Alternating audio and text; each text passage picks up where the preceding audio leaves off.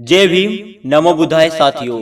दोस्तों, आज हम आपको बताने वाले हैं कि बाबा साहब भीमराव अंबेडकर को संविधान का पिता और भगवान क्यों कहा जाता है और डॉक्टर अंबेडकर ने संविधान को क्यों लिखा था।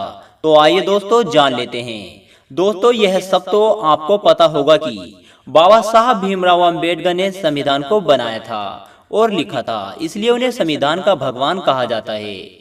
और दोस्तों, उन्होंने संविधान को किस प्रकार लिखा और बनाया था, कितनी मुसीबतों का सामना किया था, आइए जानते हैं। दोस्तों, 26 नवंबर 1949 में संविधान सभा ने संविधान के उस प्रारूप को स्वीकार किया था और जिसको डॉक्टर अंबेडकर की अध्यक्षता में ड्राफ्टिंग कमेटी ने बनाया था और इसी के रूप में संविधान 26 नवंबर 1949 को लागू किया गया और भारत का एक अहम गणराज्य बना। और इसी की याद में 26 नवंबर के दिन को संविधान दिवस मनाने का चलन सन 2015 को शुरू किया गया। यह बात अहम है कि यह चलन उस साल शुरू किया गया जब डॉक्टर अंबेडकर की 125वीं जन्म जयंती मनाई जा रही थी। यह राष्ट्र की तरफ से बाबा साहब को दी गई एक श्रद्धांजलि है।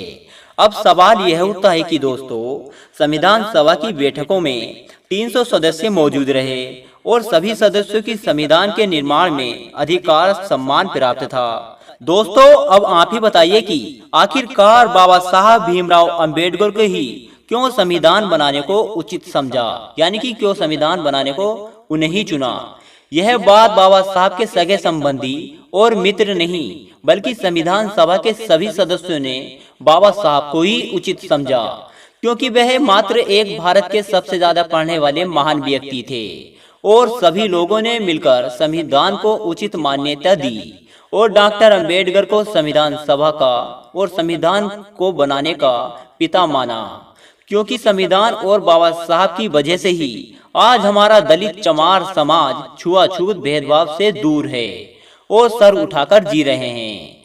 और दोस्तों, संविधान के समक्ष संविधान प्राप्त करते हुए अपने अंतिम भाषण में डॉक्टर अंबेडकर ने गरिमा और विनम्रता के साथ इतने कम समय में इतना अहम और महान संविधान बनाने का श्रेय अपने सहयोगियों को दिया।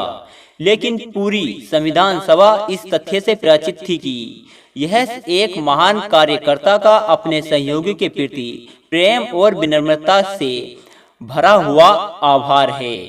तो दोस्तों, अब आप समझ गए होंगे कि बाबा साहब को क्यों संविधान का पिता कहा जाता है। तो दोस्तों, आपको यह जानकारी कैसी लगी, हमें कमेंट करके जरूर बताएं। जय भीम, जय भारत।